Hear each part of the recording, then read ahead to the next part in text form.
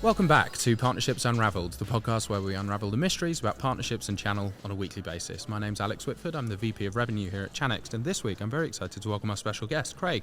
How you doing? So good, Alex. Thanks for having me. Yeah, well, I'm excited to have you on. We are live at Pax8 Beyond, where I've just seen 2,500 MSPs receive new information about where the market's headed.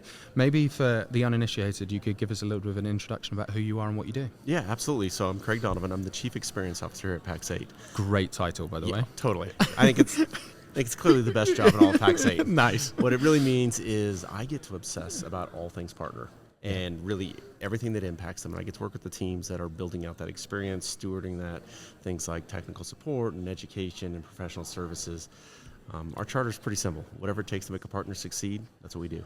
Which not only is it a good title, it's an awesome remit, right? Yeah, I think it's so much fun. It's so easy to sort of index on the big brands and the names because there's just this great bucket of partner, but actually the partners are the heroes, right? Making them successful is the goal. They are. And this is one of the things I've always loved, particularly about the partners and even the SMB space, is it's so personal. This is not, working with giant companies.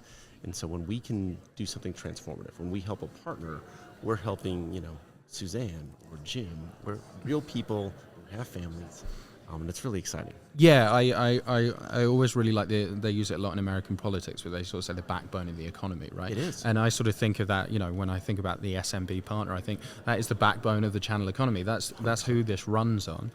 So you spend your life obsessing on how to make partners successful. There's been a massive change to how you're doing that, or an evolution, let's say. Talk to me about what that looks like.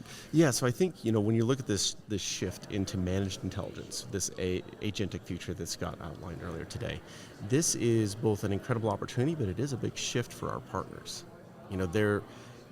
The entire way they're working is going to start to change, where it's less about the individual technology. It's less about even, in some cases, specific SaaS products or even services. Now they're moving into almost becoming the chief workflow officer, right? Because agents are going to start to bring down some of that technical lift and increase this need for them to become transformer business coaches, right? Investing and understanding those partners. And the great thing is AI is bringing with it opportunity and challenge. And so that challenge is going to require a lot of governance and a lot of trust and a lot of relationship, all things that MSPs are world-class at. And so they're ripe and ready for this. The challenge for them is how do they move into this new way of thinking? Because it's not just a new skill like picking up a different security product. It's a whole new way of running a business. And so we've really wanted to invest in them and help them not only move, but tailor the conversation to them. And so we've created this new guided growth program around AI and specifically the transition into managed intelligence. It's right now over 105 courses across 3 major tracks, and we're adding to it every day. Now, as you'd expect, there are technology-centered courses, like how do you create an agent, how do you connect to an MCP server, but a lot of partners are probably already started to head down that route, and those that have already discovered, frankly, that's the first part of the problem. Then you get into all the commercials. How do you run the business and how do you create the strategy? And so we have courses on the sales and the operations, courses on the transformation itself, and then a really innovative assessment that partners take that then we start to curate and prescribe a journey specifically to their ability, to their interest, where they're at right now. And so no two partners are going to take the same course and the same journey through the guided growth program. I'll be honest, I've spent 10 years working in distribution, in vendor land, and I've spent my life obsessing around how do we make partners successful. What you just described is so far ahead of what I think everyone else is thinking about. I'd love to understand a bit of nuance as to why that's true of Pax8. Why are you guys so different when it comes to really wrapping value around a partner so prescriptively? I think some of it starts with our origin, and many of the leaderships, and myself included, we started out in the early days with partners, and realized it was a partnership from the beginning. And I think a lot of distributors, and this is why we draw such a hard line between distribution and marketplace. I think a marketplace is fundamentally different, and it starts with a belief in the power of the partner as a true, and again, I keep using the word, but it's a partnership. We share Pax8 with all of our 8 partners here. They're not just something for us to sell through. And one of the things that I love is they're really the controlling factor here. And if they are successful, we don't actually have to sell anything. We don't have to push anything. They're just going to grow. They're going to get more customers. They're going to grow more business, and we get to come along for the ride. And so that has really been our obsession, and it's in our DNA from the beginning, is thinking through them first, whether that's why we built the academy with the coaching and the courses and the peer groups. That's why we have professional services or support or any of those other motions. So the thing I'm sort of fascinated when it comes to, because I'm a tech nerd at heart, and I run a channel podcast, so I'm obviously a channel nerd. One of the things I think is amazing about what's about to happen to the channel economy is if I'm an end user, I'm an SMB business, I can implement AI myself. I can go and work out how to do it, but I'm just learning from how I've done it. Mm-hmm. I think the channel is so uniquely placed, which is if I'm a partner and I sell to legal firms, that's my ICP, I can take the learning from one legal firm and apply it to the next, and apply it to the next, and apply it to the next. And what that allows the MSP to do is be uniquely placed to understand that data and that value. Yes. To me, that means you've got to be extremely bullish that I think MSPs are about to grow. Oh, unquestionably. They are perfectly positioned here. And there's a couple things you hit on there too, where this technological revolution is different than everything we've seen before. Because historically, technology was expensive. It took a lot of people, it took a lot of servers, it took all this power. And so it always started at the enterprise. And they would get a 10-year head start and then eventually would trickle down to the SMB. In this case, we flipped the model because AI is emerging so quickly and the cost burden is no longer there. So now it's about innovation and it's about ideas, and nobody is more innovative than small business. And so it's actually going to start at the bottom and push its way up. Enterprise is going to be the laggards in this move. And well, I think it's for a couple of reasons. Not only is there's no cost it's not cost prohibitive. SMBs are agile. They are. Right? We have singular people who can make decisions for the whole business. Right. You can be the most agile possible enterprise company. You can't turn an oil tanker around in a second. Right. If an SMB goes, I've put 20 minutes of research in, we're going full agentic, so let's work out how to do it. That's a decision I can make today. Exactly. And you think the last time that something was close to this was, I think, maybe the app revolution with the the App Store and things like that. But even then, you had to have a developer or two to go create that app. Now, with things like Cursor and some of the other AI technology, you don't even need a developer. It truly is the spark, the idea economy, come with that first, and then everything else flows after that. So part of being in your position, obsessing about partner performance and partner value, is incentivizing and driving the right behavior. Sometimes I feel in the channel you're almost a bit of a parent. You gotta tell your child what they should do and shouldn't do, and in the long run, they will work out why you are hopefully ultimately correct. I'm 6 months into fatherhood, so I'm not quite at that stage yet. Sure. Talk me through what you're doing from a program perspective to help guide partners forward. Yeah, so we launched the Voyager Alliance last year. And so, it's fun. We've won Best Partner Program, I think, at just about every show I've ever been at in the last 8 years. And Voyager Alliance was really the first time we launched an official one. And what it really was designed to do was to start to map out and sort of tier education, enablement, and service levels so that we were delivering the right lever for each stage of the growth for the partner. Now, that's just kind of what we launched last year. And so this year we've already been busy.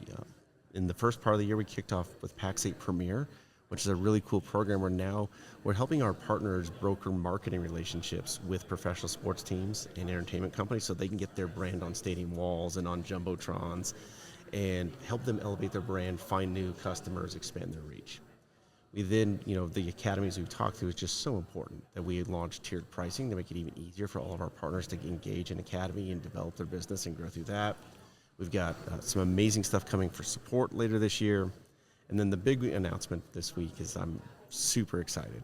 We're launching our first rewards program as an extension of Voyager Alliance. And so with Voyager Alliance Rewards, we're going to start to reward partners every single month with new points, right? Based both on their tier and also based on adding licenses. And then we've got this really exciting rewards catalog we're building out where they can exchange those points for rebates and discounts and other sorts of exclusive offers. So think of things like discounts off of new vendors or professional services, discounts off academy. And I think part of the reason for this is, again, everything about us is about helping our partners grow and develop. But one of the challenges at Pax8 is we offer so much. There's just so many things that not everything is right for every partner. And so these rewards points actually give the partners the ability to start to customize their own Pax8 experience by driving the investment from us into the areas that are most meaningful to them. This feels like a really big swing to take. Again, I think I'm sort of fascinated. Pax8 is, I feel, so unique, where you're doing things that vendors very often won't do, let alone someone who's not in the vendor space. How did you come to that decision to be like, oh, we're going to go and do something that no one else has ever done? I think that one of our powers is we've never been asked ourselves a whole lot what everybody else is doing. So we're never sort of caught up worried about what precedent has been set. It starts by just asking partners what they like. Okay, and when we look at them, they find things like credit card points compelling. They love to use those sort of things. They love to invest in their business.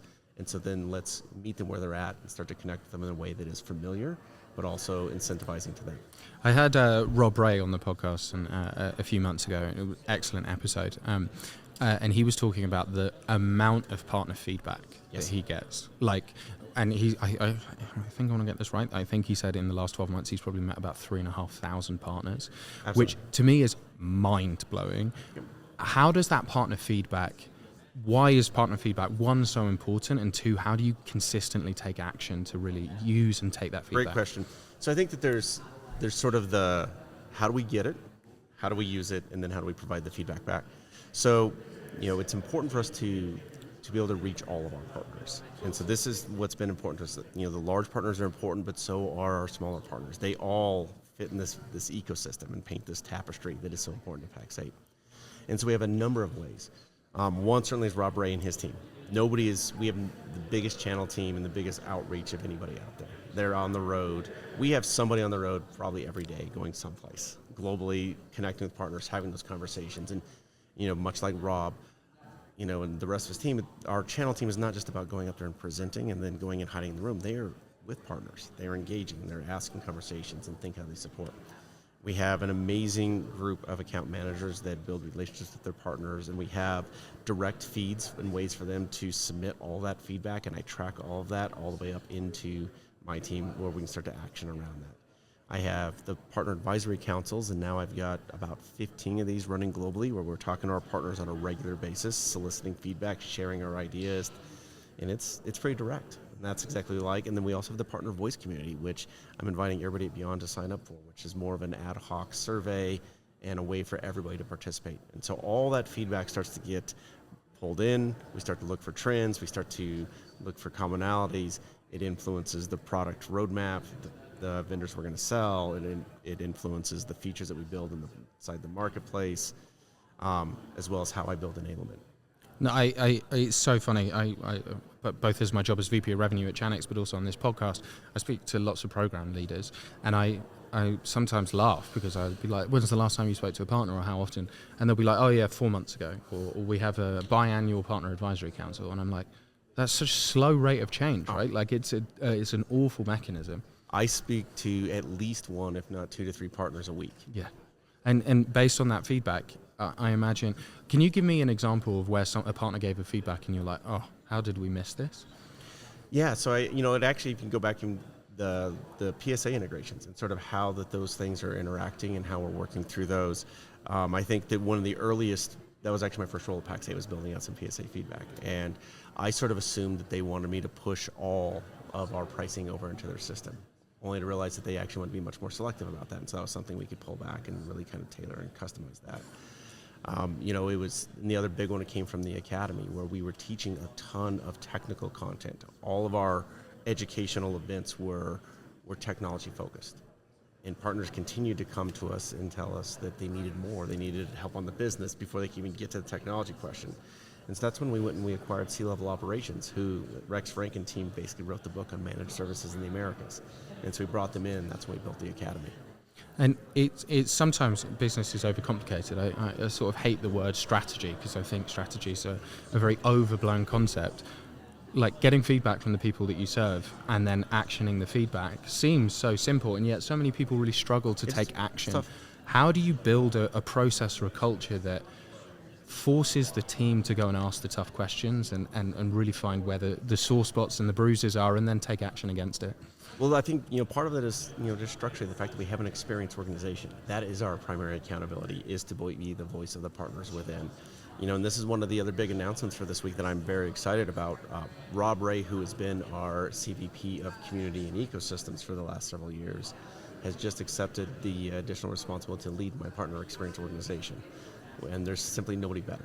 No, Rob, I was blown away when I both had the prep call with Rob ahead of the podcast and then on the podcast himself. You could just see the passion for one driving SMB, I think, as an institution, but also just a proper channel evangelist, really wanted to understand how to make partners successful. Right, and so now we've shrunk the gap where now Rob has clearly been the expert on what partners need. And he is the voice of the channel, and he has the best instincts out there and talks, to your point, thousands of partners a year. He now owns the accountability to steer all of our enablement programs. And so that's all flowing together, and I'm really excited to see what Rob can build.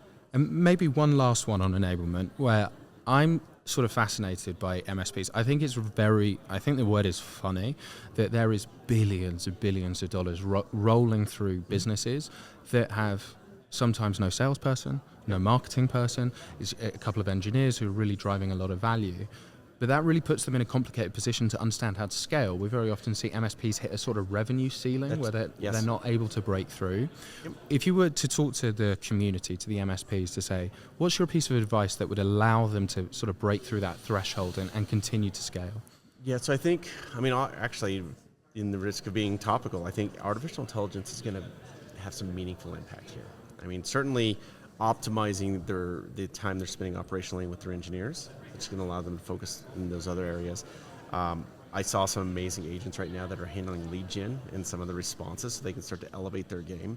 Because I think some of it is also just recognizing the skill set. But I think the biggest piece of advice would be to talk to experts and be comfortable reaching out for some help. And this is actually one of the areas that we help a lot of partners through the academy and the one-on-one coaching. So we've got over 30 coaches that are doing one-on-one courses. In fact, we have weekly coaching sessions. We have 2 or 3 of them that are specialized in sales, and not just general sales. They were actually head of sales at MSPs, large MSPs. And so they know the market, they know the channel, and they can help walk through that entire process. So AI is both going to be the revenue opportunity to allow partners to get to the next level. However, there is also there that we can broaden the sort of base in terms of their experience. And those two things together, you feel that's going to drive the 100%. Awesome. Craig, thank you so much for sharing your wisdom. It's been awesome today. Amazing. Thank you, Alex. Appreciate you.